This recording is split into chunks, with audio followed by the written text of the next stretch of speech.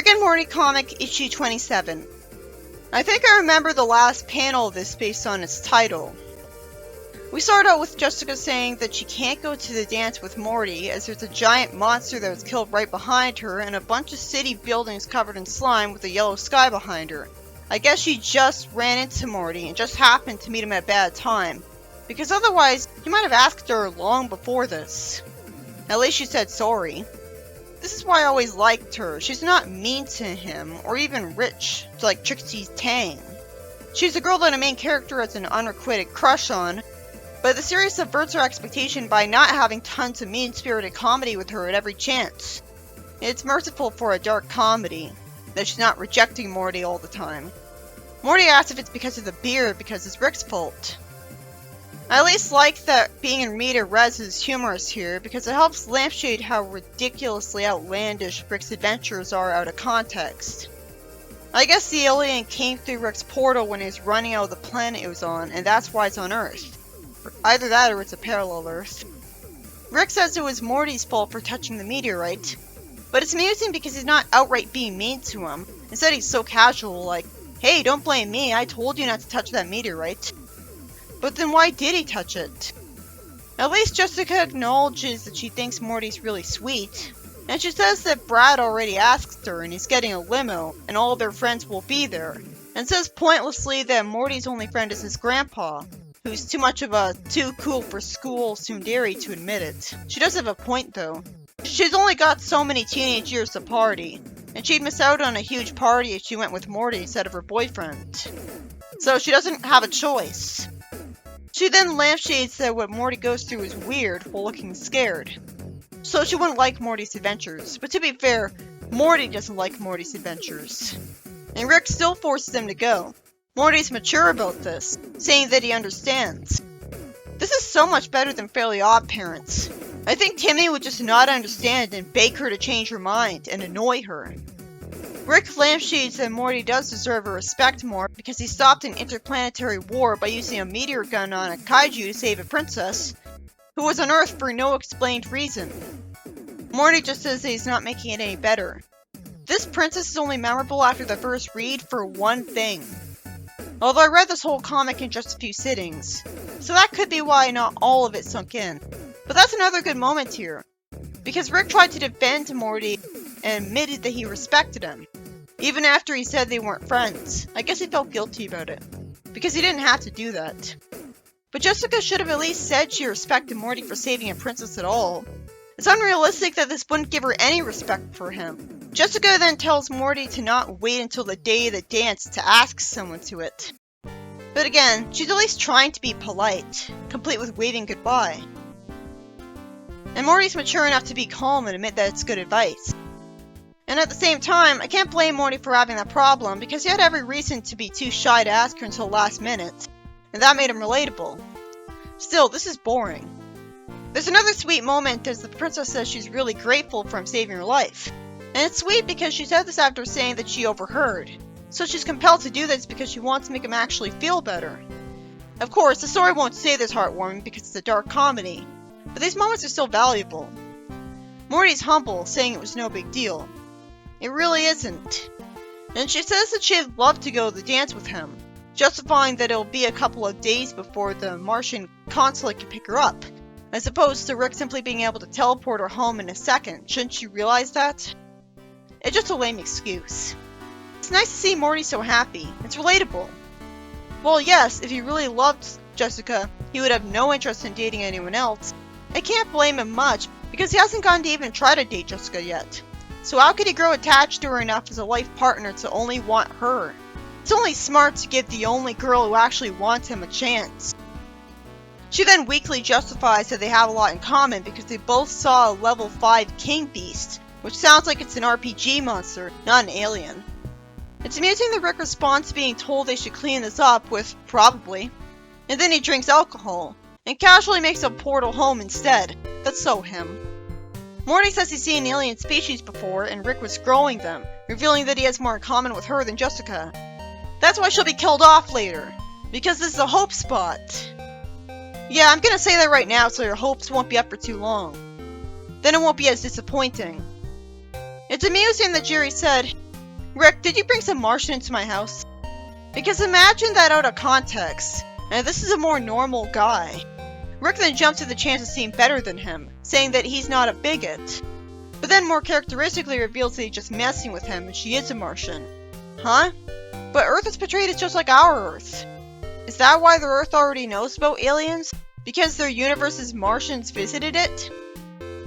Or more likely, she comes from another universe where a planet that happens to be called Mars is inhabitable. Who knows if it actually is Rick's Mars? Beth complains, implying that she already told Rick not to bring aliens home. You know, maybe Rick had a point with the bigot accusation. And when he tells her that the princess is Morty's date for that dance, she's a good mother being happy for him. This is how she should usually be. Too often she's just the character who's not happy with being with Jerry, and it made her look unsympathetic. Because it wasn't like Jerry was constantly snarking at her until she provoked him. Anyways, I don't even know this princess's name. You'd think we'd be told about it pretty early on. Even a text box over her at the start would have worked. Jerry expects Rick to tell them that dances are stupid, I guess because he's the hipster of the house. They are pointless at least. But instead Rick says he loves dances, and only has any negative feelings towards them because Jerry knocked up Beth at one. Wait, how? Wouldn't they have needed to be alone together? Anyways, Beth doesn't say things worked out great. It was funny because there were 3 times where Jerry said her name, and he said it loudly at the end, getting increasingly more frantic. Then something actually comes from this instead of it just being a joke, as Beth decides to be a responsible mother to Summer to keep her from making her own mistake. She tells her to take birth control every day, and says that men can't be trusted. And it's hilarious that Jerry's here and says, "Listen to your mother, Summer," like he doesn't realize she's insulting him. Or taking her side like a good husband. Summer says, "I don't know why Dad needs to be here for this." And Beth says a great burn. I wonder that literally all the time. Look at that, I can't stop smiling. Summer says she's not going to dance anyways. And after Beth's a good mother by expressing sympathy and offering to rent movies and make popcorn, which is more than she had to do, Jerry immediately wants to be her dance date. I guess desperate to feel like a teenager again, but his family just calls him out. This is the second time he's done this. But he should have had a chance to defend himself and explain that obviously he's not like that. It's just a misguided attempt to be a good dad to her. Then the princess shows she's smart again by saying that a body spray isn't as effective as advertised, and Morty says he realized that himself, looking awkward. This is how great the series is. Even though the focus on sci-fi has been mostly to the side in this story, I'm still loving it because the dialogue's so good, instead of something boring I have to push through to get to the end. I'm looking forward to every text bubble. But it is weird that she's in the bathroom while he's shaving, considering that they just met. It's also amusing how Jerry walks out of the room saying that he gets it already and says, "Okay, I get it already. No one wants to date their father. Stop yelling at me," with crosses the line twice humor. What especially works is that we didn't get to see what his family said beyond 2 lines. That would be redundant and annoying. Jerry wishes Rick could get Summer a dance date too. I don't blame him for wanting to take advantage of Rick at every opportunity, because Rick should be productive and help his family, especially since he's a genius with so much potential. And it's more subversive that the series usually doesn't do that, instead of having the predictable cliche plot every time, where Rick tries to help them and it backfires on them somehow. Something like the plot of Lawnmower Dog or the Mr. Meeseeks plot could have easily been the whole formula of the show. But I guess it helps to make the main characters smarter than you'd expect, that most of them don't try to ask Rick for help, because every time he tries to help them, it backfires. Jerry's the only one who asks because he's desperate and stupid. It's amusing that Rick said, "I'm not a pimp, Jerry," and if it was, is that how you want your children finding companionship? Really? It was amusing from the sheer shock value and how blunt he was about it. And it wasn't just there for shock, because it was relevant and necessary to the conversation. I feel like positive reviews are more boring, because I feel like I'm always pointing out the good things that everyone who likes the stories already noticed. Well, it takes intelligence for me to figure out plot holes, which most people probably haven't noticed because people experience stories without thinking too hard about them. There's just not as much to be proud of for me. Jerry surprisingly doesn't take his warning, saying that it's not fair that only Morty got hooked up. And Rick asks how much of the mortgage Jerry paid. I love that Jerry said, "Me? How much do you pay?" And Rick is actually mature enough to admit, "Touché." That means touched in French. I'm not sure how that got the meaning it did in English. The extra cherry on top was that Rick made me giggle saying, "Touché, Jerry, you really got me there. You should go get a calendar and mark down the day you're finally right. Maybe go get yourself a trophy." I actually chuckled at that. Twice. I didn't expect him to actually be written to lampshade this. I thought it was revealing that Rick helped pay the mortgage. Surprisingly, it cuts to Jerry with a notepad in front of, something? There's some green liquid in front of him that's surrounded by water, and a wire is connected to it. Then he gives Summer a guy who wants to talk to her and is wearing a gold necklace with the letter J conveniently on a shirt, because apparently they sell shirts with specific letters on them, just in case anyone with a name starting with that will want to buy it. It sounds like they have limited appeal. I love that Rick was like, "Here you go, Summer, here's your date. Never ask me for anything ever again." I had the biggest smile at that line. I came back to this issue dreading it after putting it off because I remembered its last panel, but it's fantastic to actually read. Summer can't say it's Justin Bieber because Rick breaks the fourth wall and says that for legal reasons it can't be him, and says that they'll just call him Buster Jeebins. You know, at least Sonic Boom had the guts to call their pop idol Justin Bieber. And that was a TV show for kids. This is a comic book. And while it is a more popular franchise, sadly most of the show's fans don't read the comic, which makes no sense. It's not exactly hard to find online, and it's just as fantastic as the show. So there's no chance that Justin or a Sue Happy legal team would ever see this reference. I don't see why they'd be forbidden from calling him his name. And besides, this doesn't work in universe. It'd make more sense if Rick just said his name is different because he's a clone, which he is. And he insists that cloning isn't stable. So he says to try not to shake him real hard, and says not to go on any roller coasters. I guess he's joking because she's just going to the school dance. I really hate that stupid trope where cloning isn't stable. There's always mutations and stuff. It just tries to make it look like cloning will never be perfected as a reliable, exact science. This is Rick. He can do anything. Why would this confident genius joke in a way that makes it look like he's bad at science? I understand that it's probably meant to balance the overpowered idea, but it makes no sense to me. You don't see identical twins being more mutated because they come from the same egg and one's not a perfect clone of the other. He says he can take her to places she's never been before. I guess Rick gave him an electronic brain and he's programmed to want to take Summer out on a date. Because otherwise, he'd be much more focused on the fact that he's experiencing life for the first time. Or if he had all of Justin's memories, he'd want to go live his life. And be freaked out. Summer's excited, even about a mere clone for some reason. Purely because she's a typical teenage girl and that's her whole joke. It's weird that when she hugs Rick, he's intimidated and tells her to stop it. No wonder Morty doesn't do that. Rick naturally tells the parody to shut up while Summer gets ready. I guess he watched him to make sure the clone wouldn't go away and get into trouble. Because one of the stupid cliches with clones is that they're somehow dumber than the original, which is never explained. They by definition have the same brain. Why would only that be replicated poorly? Then out of nowhere, we see Jessica be nice to Morty saying thank you and that he's a lifesaver. It turns out she asked him to the dance because Brad broke his leg at practice. So one, that implies she's not really that in love with Brad, making me wonder why she dates him instead of Morty. And two, Morty's her second favorite guy. And that's better than nothing, like most shows. This would never happen in Fairly Odd Parents. Rick lampshades at having 2 dates is a cliche. Morty wants to tell Princess Decoria that something came up and he can't take her. She wouldn't accept a vague excuse like that. I see both sides of the story on this one. Jessica's actually with Morty in his school all the time, so it seems like a smarter decision to stick with her instead of an alien, because he knows her better. But he's much more compatible with the alien as a person, and she actually wants to date him. And if she liked him enough, she could keep visiting Morty, or Morty could visit her with a portal gun. So the alien thing isn't actually that big of a problem.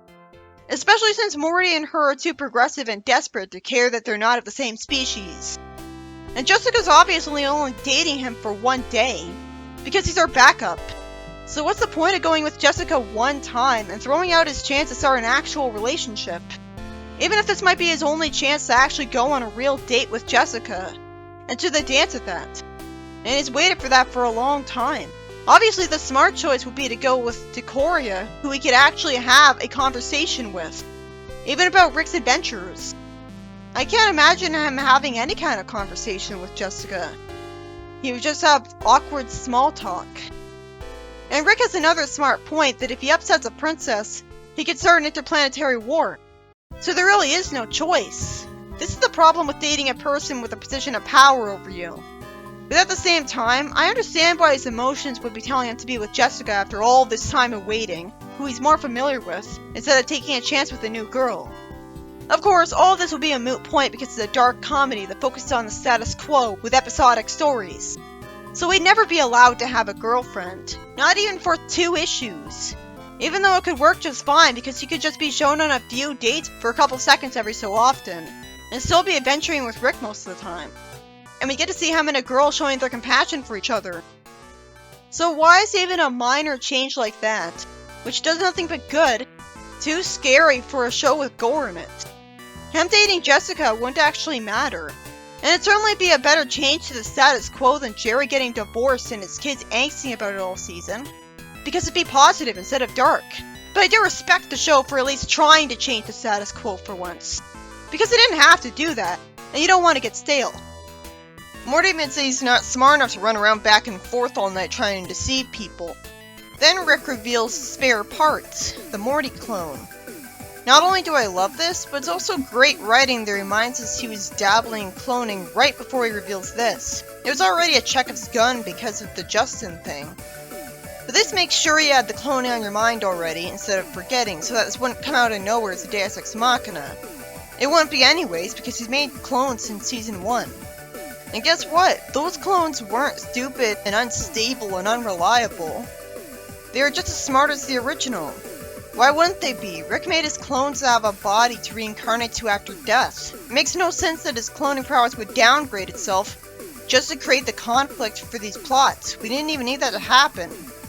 It could have worked fine as a story if the conflict didn't come from the clones being inexplicably stupid and shitty, and instead they caused problems because of believable reasons, like by behaving the same way the real person would have. At least this is C-135 Rick instead of the one in the show, so it's not actually a continuity error. And while Summer can't have her date work out because then she'd want to date him all the time and he's an annoying parody of himself, which would annoy the audience, what would be so bad about Morty dating Decoria? But he shouldn't get to keep using his clone to make both girls think they're dating him. It's inevitable that they would meet each other and get mad at him. And it'd be too easy for him getting away with that. Why is Morty asking why Rick named his clone Spare Parts? It's obvious. Shouldn't he be at least a little thankful that he'd get an instant compatible organ donation if he ever needed it? That was really nice of Rick to do for his grandson. This is the kind of thing he should do for all of his family members if he really cares about them. It's a positive way to take advantage of his genius for once. I assume the clone is usually kept unconscious, so it's not like it's that mean to the clone. And it makes sense that he'd be mad at him for already having a clone of him, but never mind, he shouldn't be asking why then. It's already obvious why. Rick would want to always have a Morty on standby for help, especially if he needs to cover it up if Morty gets killed. And remember in the show where Rick made robot infiltrators of the whole family to fool Beth for a while? He can make a Morty infiltrator and use him as a substitute if Morty's on a date with Jessica. So you see, the show has no reason not to give Morty a girlfriend. I love that Morty decided to pick Decoria instead of Jessica. I was impressed with his smart decision there, but it's also really confusing because I thought the whole reason he wanted to be on the date with Jessica still was because he'd wanted that for so long. And now he's gonna cheat himself out of the experience anyways. He should make the clone go with Decoria and tell him everything, so that he'd know whether she's worth giving him a shot. Summer goes with Justin the clone, but then out of complete and utter nowhere, Decoria immediately knows that Justin is a Drunadian, when Rick was clearly shown in his lab as if he was making a clone, and then he told Morty he'd been dabbling in cloning, and Morty knew that. There was absolutely no foreshadowing to this. It could have been explained that he grew his own Drunadian, but why would he do that? He doesn't need to. Why would he deal with an inferior clone from what he'd make himself? She also expects me to believe that all Junadians look like that. And Rick says that he should have known because everyone cool is an alien, when he clearly told Justin to shut up, so we didn't think he was cool. This is somehow even worse than the stereotype where the clone is an idiot. He says the Summer's in danger, and selfishly says Morty's date is gonna have to wait, even though Rick would be able to vaporize Justin himself. This is so arbitrary. And how did she know that he looks close to reproducing? Summer says that Justin looks upset, and has to find a quiet place to take a break. At least this Justin Bieber actually looks like the real deal. And they're doing a sci-fi twist on him, which I expected from Sonic Boom because I thought he'd be a robot. I think I remembered that from a different show entirely. Rick is at the dance and is asked what the deal is with a Junadian anyways, as I wonder why the fuck he went to Earth. How did he go to Earth? Did Rick lazy out and use what he thought was a different species like a cloner beast to clone Justin really quickly? And then it turned out a Junadian went to the portal with him and got rid of the cloner beast? It's so stupid that this isn't explained. Rick says that's like 3 kids wearing a trench coat to look like a grown man. How? After the guy agrees to be Summer's boyfriend, he suddenly becomes a bunch of spiders and stuff with overly gruesome panels. The 3 heroes run through the hall, with Morty lampshading that Rick hiding guns in his locker was a stupid idea. Yeah, you'd think he would have just kept ray guns in his lab coat at all times and used those. He tells Morty that, supposedly, every 3rd shenanigan they get into is here, missing his point. And he should be happy he doesn't have to fight an alien with his stinky gym clothes and algebra book. And Rick says that if it came to that, it wouldn't be the first time he killed something with math. We're gonna actually find out what exactly he means by that, but that's not gonna be for a long time. I love they chose now to brag about his intelligence. And then he says guns are better. Summer warns them that they're coming out of the walls. My high school had security cameras all over the hallways. They'd be catching this. I guess that's not public high schools. Rick tells his kids to do short, controlled bursts for no explained reason. And Morty asks how come there's so many spiders. Rick says that spiders are nature's clowns. 1,000,000 can fit anywhere, and they all hate children. Then he tells the princess to get ready to throw a grenade. He just warned Morty about causing a war by upsetting the princess. And then he took the princess to a dangerous situation without thinking? He could have portaled her to safety. She suddenly gets handed the idiot ball after acting brave and proactive and experienced the entire issue because she freezes up from how scary the monster looked despite having a grenade. So she just stands there and can only activate the grenade when it's too late. That was kind of forced. Rick says that her dad won't be happy, but then explains that Martians think colds are the worst, so maybe he could just tell him she caught a cold. It could have easily not been forced. It could have attacked her from behind while she was distracted. There's a reason I didn't remember her dying like this. Summer reveals how her skin is tingling because she was scared, and Rick's nice enough to relate to her, saying that you learn to live with it. Then bullshit happens again, as Spare Parts isn't at the dance because Brad was stubborn enough to show up on crutches, told him he had dibs on Jessica, and then he and his buddies stuck him in a toilet. There's no way in hell he would bother going to a dance on crutches. She insists on dancing with Morty anyways because he can't dance with her. So there's no way she'd be happy dancing with someone who can't dance with her. The only way that this could be more mean-spirited was if we actually saw him get stuck in a toilet. I guess Jessica was too scared of Brad to tell him off and get him to stop. She's in an abusive relationship.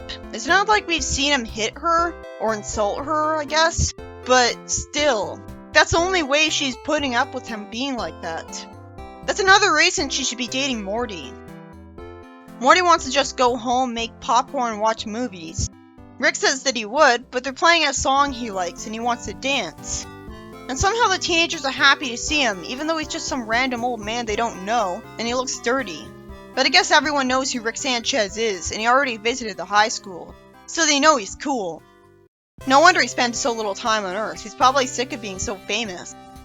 He's kind of famous everywhere though, because he fought the Galactic Federation so much. I have a question. Why didn't Rick bring the princess back from the dead by making a clone of her? That's what he did with Best Childhood Friend in the show. I guess this comic was released before that episode, and that's why the writer didn't think he was able to do that, or didn't get the idea. Because he could have easily prevented people being mad at the fact that the princess died by covering up the fact that she died in the first place. So that's stupid. Summer lampshades that their days sucked and wants to go home and eat all the chocolate. It was sweet of her to be just as nice to the clone Morty, instead of being mean to him, not acknowledging him as her brother. Beth and Jerry somehow don't respond when Summer tells how her date went even worse. Which child was the least favorite of Beth's again? It was supposed to be Morty, even though he's the younger one, and Summer was the one whose birth ruined their dreams. I guess it's because Summer's a girl. Her birth ruined their dreams because they're too busy to put enough effort at school to get better careers. See, this is a creepy panel that I remembered from the story. And at least this is a non-mean-spirited explanation for why we don't see spare parts after the story. It's not like he gets killed off, which was the really obvious idea we all expected. Instead, at least they got to have some kind of happy ending to make it up to them, even if it's creepy and confusing that they'd appreciate it at all. I didn't know Morty was bi. It was sweet of Rick to be nice and accepting to him, while everyone else was grossed out. But I wish there was a panel after this where it was explained that he was put back in the unconsciousness pod, and that's why we never see him again. This issue was fantastic with the amusing dialogue, right up until the mean-spirited diabolic ex machinas. At least it was creative, but it really made no sense that Justin wasn't actually a clone. Why wouldn't he just clone him normally? How would an alien be there instead? Poor Summer. And speaking of that, poor spare parts. At least he didn't get killed off. It was about Morty wanting to make sure both Jessica and a cool princess thought they were dating him. But the princess gets killed off because the writer made too great a character and wanted to taunt us. And the princess being killed off is going to have consequences, even though Rick is fully capable of making a clone and replacing someone who dies.